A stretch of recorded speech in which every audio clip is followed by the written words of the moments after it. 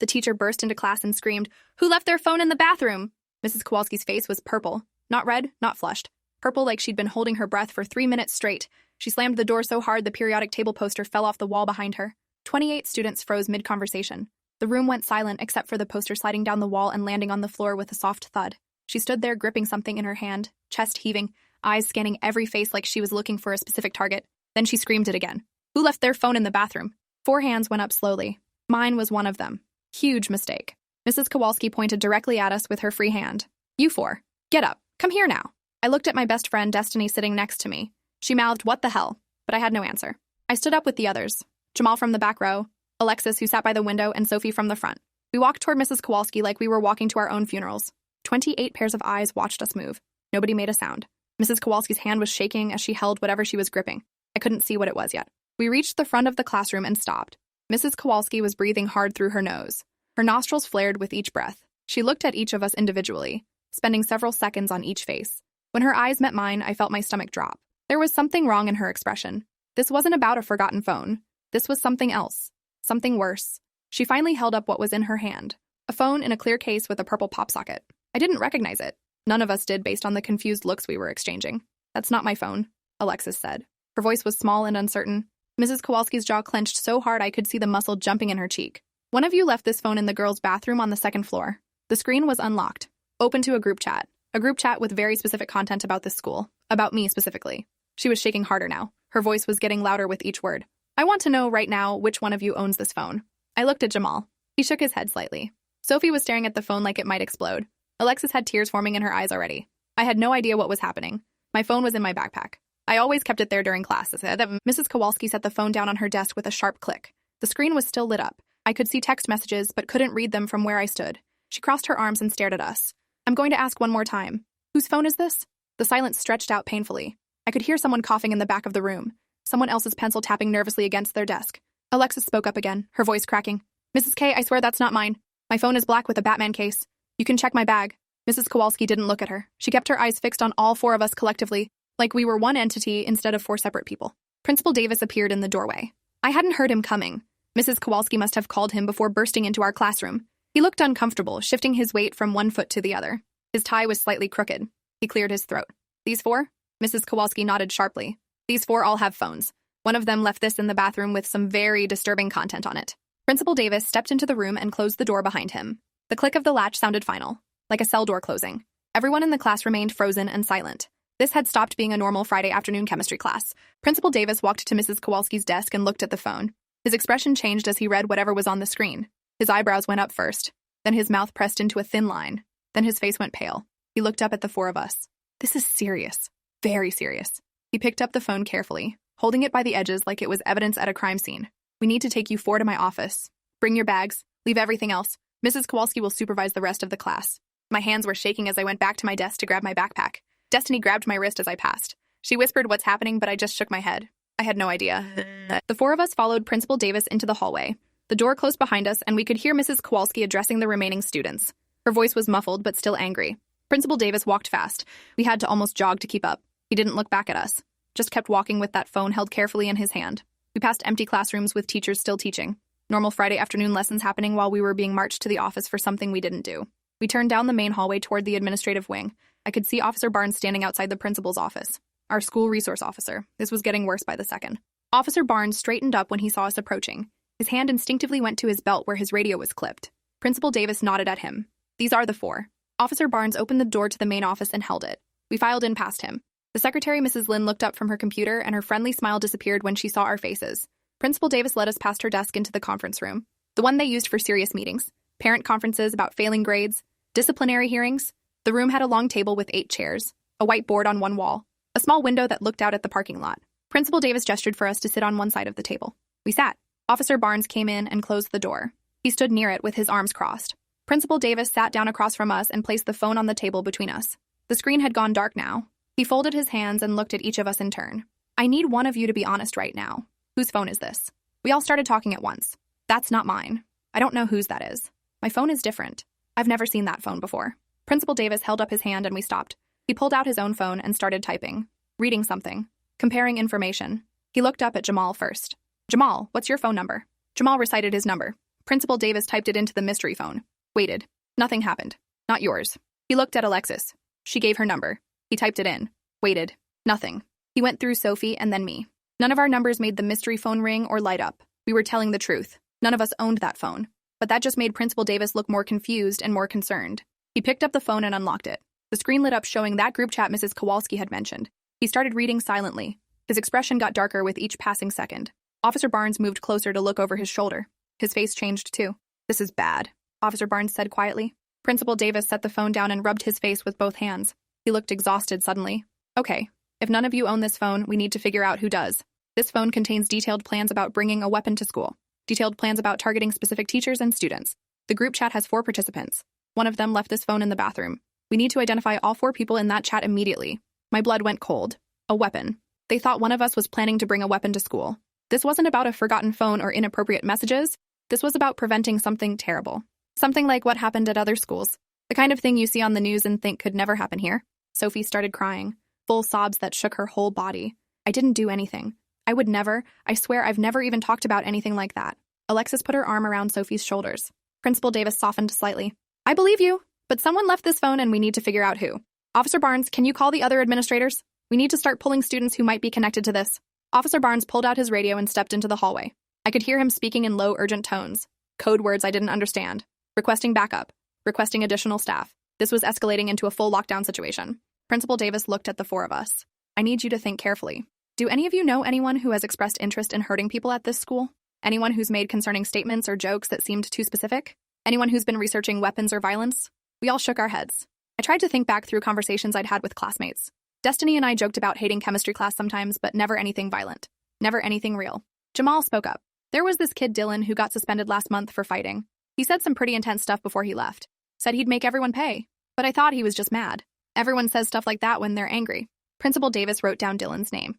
Officer Barnes came back in with Vice Principal Reynolds. She looked serious and scared at the same time. Her hands were clasped tightly in front of her. Principal Davis filled her in quickly. Vice Principal Reynolds looked at the phone, read some of the messages. Her face went white. "We need to evacuate the school. This is credible. We have specific threats against specific people. We need to call the police. Not just Officer Barnes. Real police. Detectives. FBI, maybe." Principal Davis was already reaching for the office phone. This had gone from serious to catastrophic in seconds.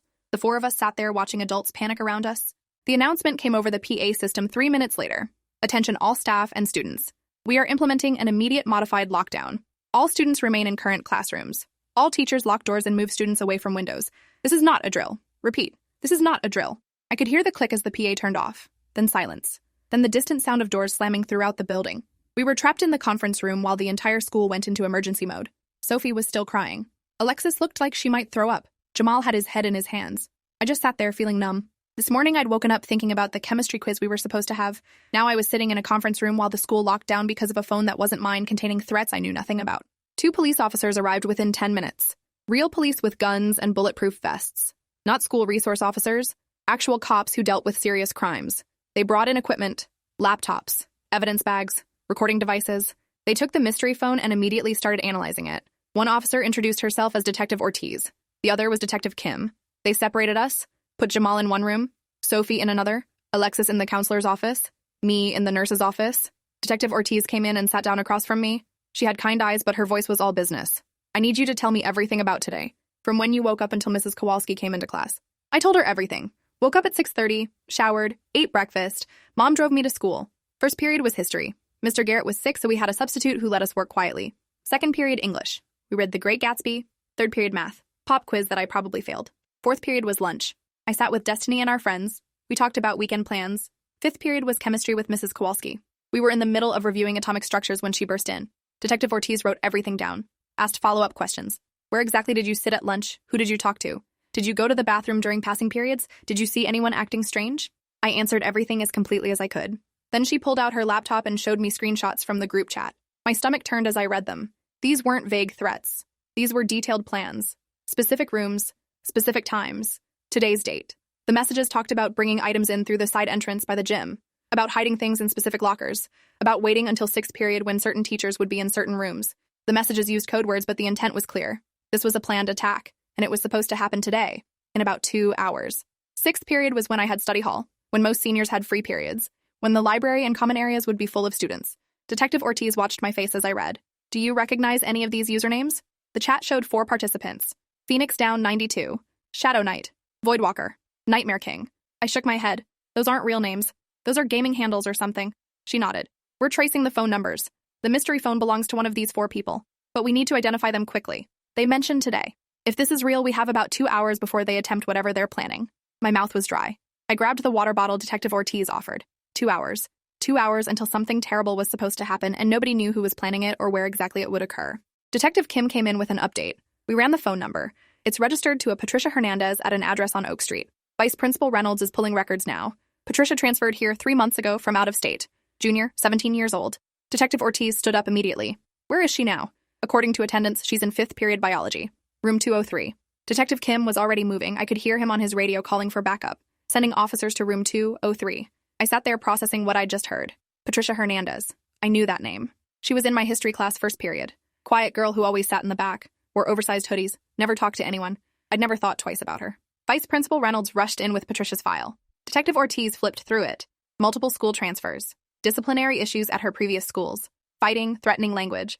A concerning essay that got flagged by a teacher but never followed up on. Red flags everywhere. How did this slip through? Vice Principal Reynolds looked devastated. We do intake interviews, but we're not equipped to do deep background checks on every transfer student. We have hundreds of kids and limited resources. Detective Ortiz didn't respond. She was already reading through Patricia's records, looking for connections, looking for the other 3 people in that group chat, looking for anything that might tell them what was planned and how to stop it. My phone buzzed in my pocket. I'd forgotten I even had it. Detective Ortiz nodded that I could check it. It was destiny. Multiple texts asking if I was okay, asking what was happening. The whole school was on lockdown and rumors were spreading. Some kids thought there was an active shooter already. Others thought it was just a drill. Nobody knew the truth. I texted back that I was fine, that I'd explain later. Detective Ortiz took my phone gently. I need to check your messages. Make sure you're not connected to this. I unlocked it and handed it over. She scrolled through my texts, my social media, my photos, found nothing because there was nothing to find. She gave it back. You're clear, but you need to stay here until we resolve this. Officer Barnes came in with Sophie, Alexis, and Jamal. They'd all been cleared too. We sat together in the nurse's office while chaos unfolded around us. Police were searching Patricia's locker, searching her car in the parking lot, searching room 203 where she was supposed to be. But Patricia wasn't there. According to her biology teacher, Patricia had asked for a bathroom pass 15 minutes before Mrs. Kowalski found the phone. She never came back. Patricia was somewhere in the building or had already left. With the school on lockdown, nobody could get in or out. If she was still here, they'd find her. But if she'd left before the lockdown, she was gone, and she might be coming back with whatever she'd planned to bring. Detective Kim's radio crackled.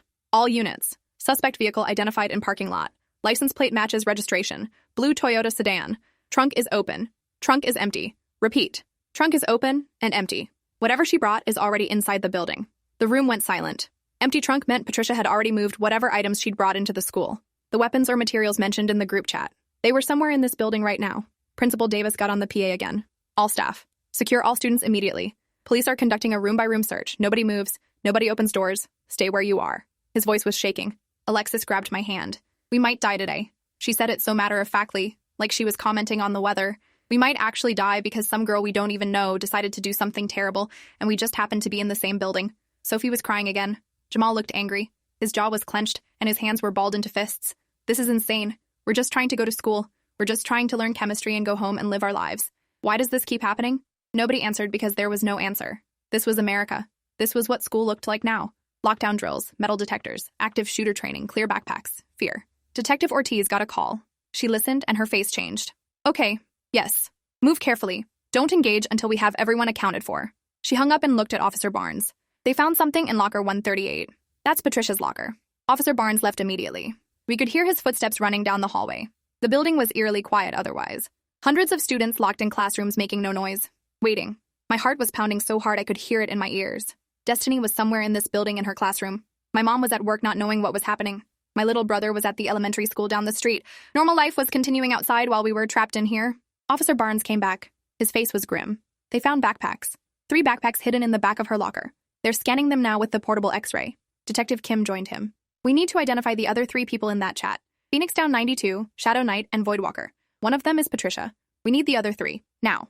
Vice Principal Reynolds was already on her computer pulling up student records. Gaming handles. Check their social media. Check their online presence. We need tech support. Detective Ortiz made another call.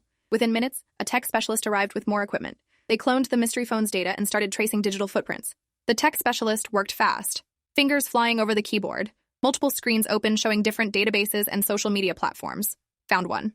Phoenix Down 92 is Patricia Hernandez, her old Instagram handle before she deleted her account. That confirms she's part of this group. Still tracing the other three. Detective Kim looked at Vice Principal Reynolds. Pull attendance records. Who else is missing from class right now? She pulled up the data. 3 more students were unaccounted for. Dylan Foster, the kid Jamal had mentioned who got suspended. Apparently he'd been allowed back this week. Naomi Chen. Wait, that name was forbidden. Naomi Brooks and Trevor King. 3 students missing besides Patricia.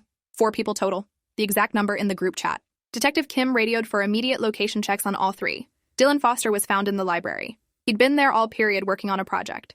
Officers took him into custody anyway. Questioned him. Searched his bag. Found nothing. His phone showed he wasn't part of the group chat. Wrong Dylan, apparently. Trevor King was located in the gym. He had an injured ankle and was sitting out of class. Also cleared quickly. His phone records showed he wasn't involved. That left Naomi Brooks. Nobody could find her. Her last known location was 3rd period math. She'd asked for a bathroom pass and never returned. 2 girls missing. Patricia and Naomi. 2 members of the group chat unaccounted for. 2 people somewhere in this building with potential weapons. The tech specialist pulled up Naomi's social media. Her accounts were still active. Recent posts showed concerning content. Dark images, violent song lyrics, photos with captions about revenge and justice and making people pay. Screenshots showed she'd been in the group chat. Her handle was Shadow Knight. Detective Ortiz studied the photos. Naomi had been bullied severely. Multiple reports filed with the school over the past year. Reports that were documented but never seemed to result in serious consequences for the bullies. Classic case of systemic failure. Students reporting abuse. Administration acknowledging it. Nothing changing. Bullying continuing until the victim snapped. We'd all heard this story before. Different school. Same pattern. The PA crackled to life. Naomi Brooks and Patricia Hernandez. This is Principal Davis. We know you can hear this. We've read your messages. We understand you're hurt and angry. But this isn't the way. Please come to the main office. We want to talk. We want to help. Nobody will hurt you. Please. The desperation in his voice was painful to hear. 30 seconds of silence. Then the PA clicked off. No response. Detective Kim shook his head. They're not coming.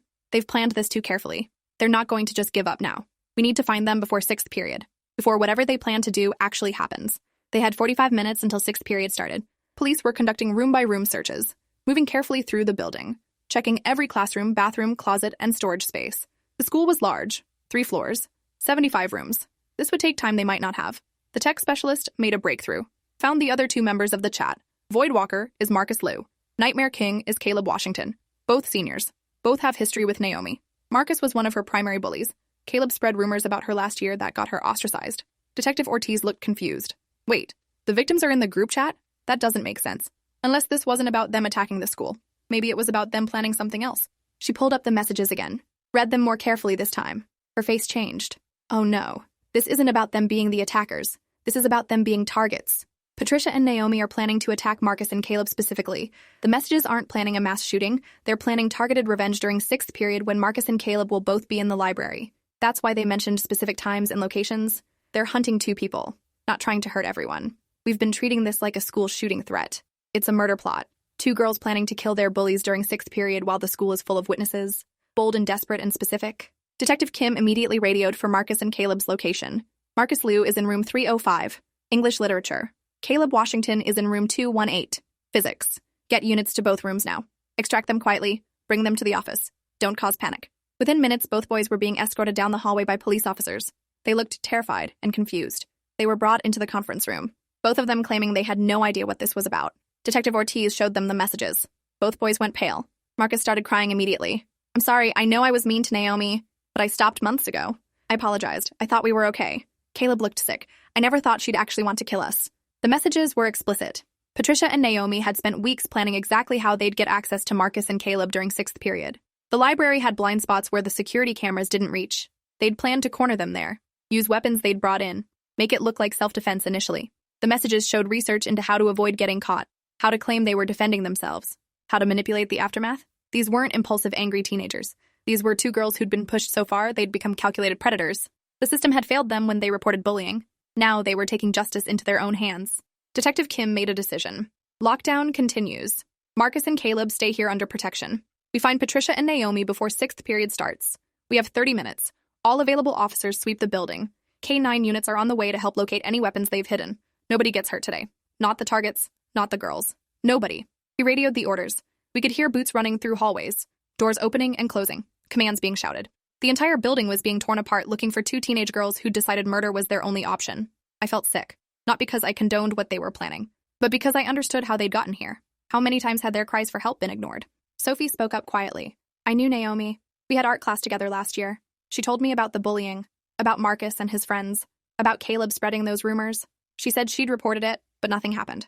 She stopped coming to art eventually, just stopped showing up. I tried to text her, but she never responded. I should have done more. Detective Ortiz put a hand on Sophie's shoulder. This isn't your fault. The adults failed her.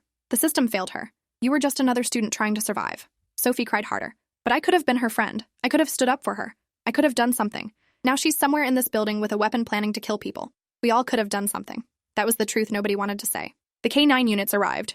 German shepherds trained to detect weapons and explosives. They started on the 3rd floor and worked down. Within 10 minutes, they hit on something. Storage closet on the 2nd floor near the science wing. Officers moved in carefully. Found 2 backpacks hidden behind cleaning supplies. One contained 2 kitchen knives. Large chef's knives wrapped in towels. The other contained a hammer and rope. Not guns. Not bombs. Simple weapons that could be obtained from any home. Weapons that showed this was personal. Close range. Intimate violence. They wanted to look Marcus and Caleb in the eyes when they hurt them. This was about making them feel the pain they'd caused. About balancing skills that nobody else would balance. But finding the weapons didn't mean finding the girls. Patricia and Naomi were still somewhere in the building. The dogs kept searching. Officers kept clearing rooms. 6th period was 10 minutes away. Students were getting restless in locked classrooms. Teachers were struggling to keep them calm. Phones were buzzing with texts from parents who'd heard about the lockdown. Social media was exploding with speculation. News vans were showing up outside. This was becoming a media event.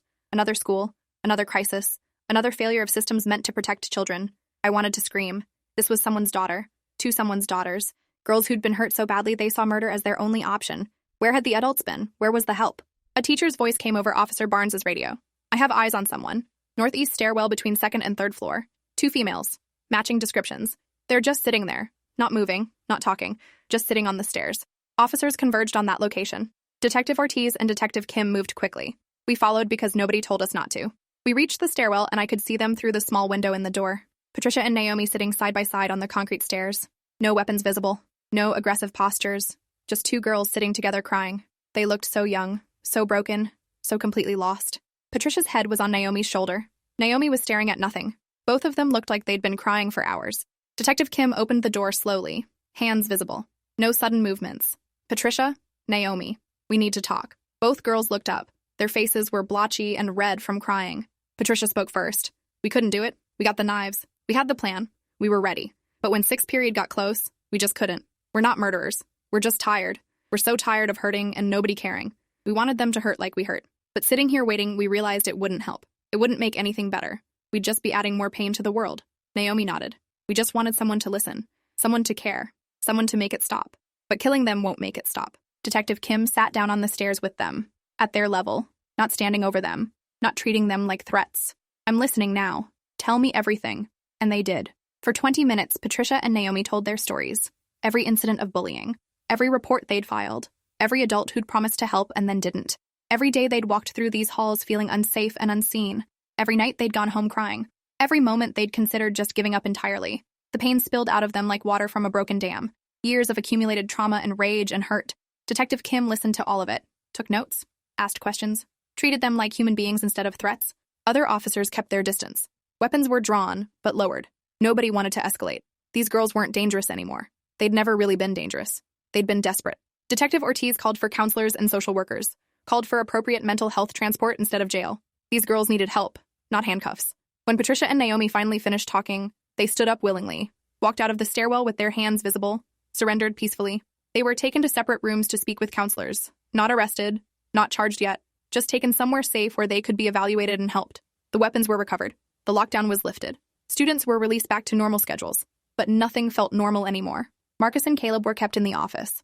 They'd heard enough of Patricia and Naomi's stories to understand what they'd done, what they'd contributed to. Caleb was crying. Marcus kept saying, I didn't know it was that bad, over and over. Detective Kim made them write statements. Every incident they could remember, every mean comment, every rumor, every moment they'd contributed to making these girls' lives hell. It would all be documented, all forwarded to the district, all used to implement real changes. No more ignored reports, no more dismissing bullying as kids being kids, real consequences, real interventions, real protection for victims. It was too late for Patricia and Naomi, but maybe not too late for the next students who needed help. The 4 of us were finally released back to class, but chemistry felt impossible after everything we'd witnessed. Mrs. Kowalski was subdued, apologetic for her earlier intensity. She hadn't known the full context when she'd found the phone. She'd just seen threats against herself and panicked. We all understood. The rest of the day passed in a blur. Destiny found me after school, hugged me so hard I couldn't breathe. I heard what happened. Are you okay? I wasn't okay. None of us were okay, but we were alive. Patricia and Naomi had chosen life over revenge at the last moment. They'd chosen to ask for help instead of causing harm. That had to mean something. That had to count for something. The news coverage that night focused on the lockdown, the weapons found, the plot foiled, but they missed the real story. Two girls driven to the edge by systemic failure, by adults who didn't protect them, by a school culture that tolerated bullying until it created monsters. Patricia and Naomi were hospitalized for psychiatric evaluation. They'd face legal consequences eventually, but the DA agreed to treatment instead of prosecution. Marcus and Caleb were suspended pending investigation. Their college applications would note the suspension. Their futures were impacted. Not destroyed, but marked. The school board held emergency meetings about anti-bullying policies, about better intervention systems, about actually listening when students report abuse. Change came from the ashes of what almost happened. I went back to school Monday and everything looked the same but felt different. The stairwell where we'd found Patricia and Naomi was just a stairwell again, but I'd never walk past it without remembering. The bathroom where the phone was found was just a bathroom, but it had been ground zero for preventing tragedy. Mrs. Kowalski's chemistry class was just a class, but it had been the place where everything started unraveling. We went through motions of normal school life, but we all carried the weight of knowing how close we'd come, how one forgotten phone had exposed a plot, how two desperate girls had almost become murderers, how easily the ordinary could become extraordinary and tragic. Months later, I heard Patricia and Naomi were doing better. Intensive therapy, medication, real support systems finally in place. They'd been transferred to different schools with proper accommodations. They'd never faced charges for the plot that never happened. Second chances, grace, the possibility of healing. Marcus apologized publicly. Caleb started an anti-bullying initiative. They'd carry guilt forever, but they were trying to do better. The school implemented new protocols, mandatory training for teachers, anonymous reporting systems, regular check-ins with at-risk students. None of it would have happened without that Friday afternoon when everything fell apart. Sometimes systems only change when they're forced to confront their failures directly. I still think about that day. About Sophie crying in the conference room. About Jamal's anger. About Alexis's fear. About sitting in the nurse's office watching adults panic. About the moment we saw Patricia and Naomi on those stairs, broken and desperate and unable to go through with violence despite their pain. About how close we'd come to tragedy. About how many times this story plays out differently in other schools. About how many Patricias and Naomis suffer in silence until they can't anymore. About how we're all just trying to survive in systems that aren't designed to protect the vulnerable. The phone in the bathroom saved lives that day, but it also exposed truths we'd been ignoring. Sometimes the scariest monsters are the ones we create through our own indifference. Thanks for watching till the end. Make sure to subscribe and like to not miss the next story.